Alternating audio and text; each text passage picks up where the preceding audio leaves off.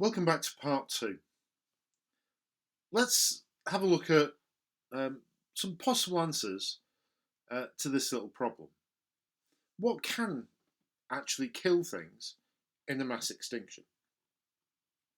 If we start from the bottom, competition could cause trauma, starvation, disease, sort of poisons or suffocates, possibly trauma. But that tends to affect only the one species or one group of species. Predation is really trauma. Sea level change, which is often put forward as a cause of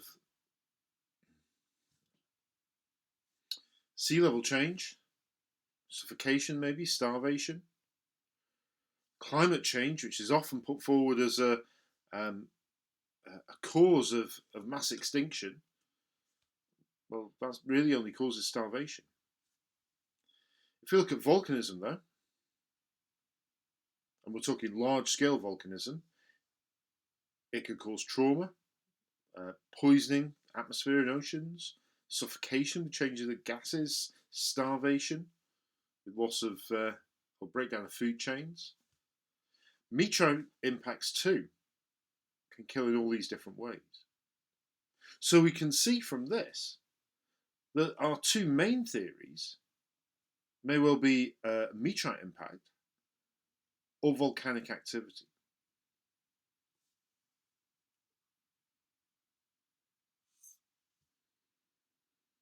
So we have these different extinctions. Let's have a look at each of these extinctions in turn and think a little bit about their effects and possible causes.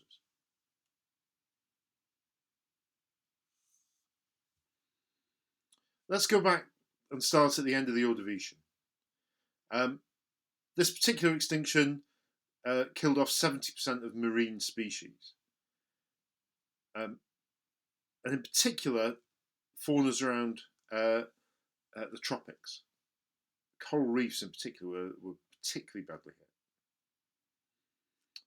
The trilobites, graptolites, echinoids, brachiopods, all fairly seriously affected by this mass extinction.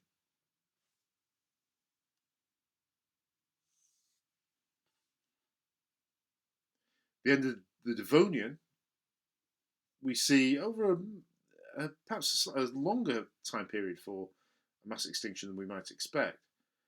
But again, marine organisms. At this time, there was very little life actually on Earth, or on land, should I say. But the cephalopods, fish, and corals were heavily affected. The biggie is the end of the Permian. The end Permian was the largest mass extinction event there's ever been. It's the closest we've come to life on Earth being wiped out. 95% of marine species, 50% of families became extinct at the end of the Permian period, at the end of the Phanerozoic era. The causes of this are probably several. This is the time where we have Pangea at its height, creating extreme supercontinental climates. But at the same time as this mass extinction, we see a vast amount of volcanic activity in what's now Siberia. We'll have a large-scale volcanic activity in a moment.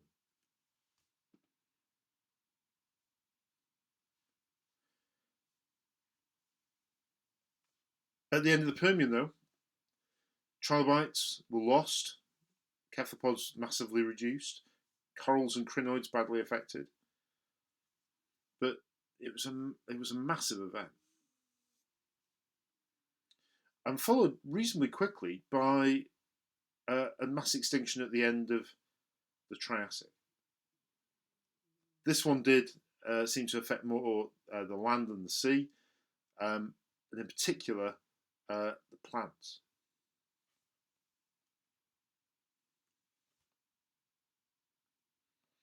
The one everyone's heard of, though, is the end of the Cretaceous. 70% of species, but with that, we lose very diverse groups like the ammonites. The dinosaurs died out, as well as a reduction in lots of other invertebrates.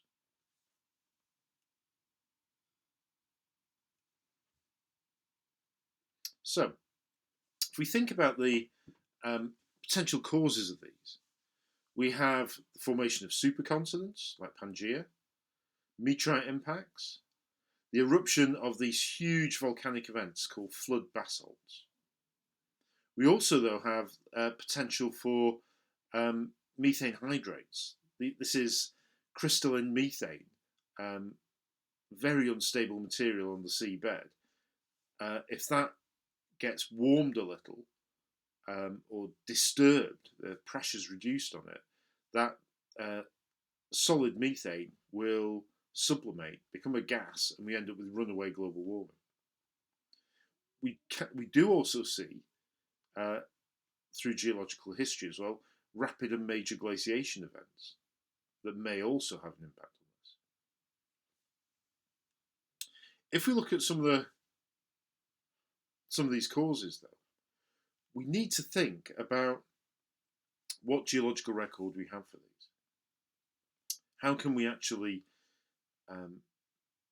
try and explain how they occur? Now, there's a really interesting piece of data. This graph, I think, is really important. What you have here is a graph of time against time, which is why we end up with a perfect correlation here.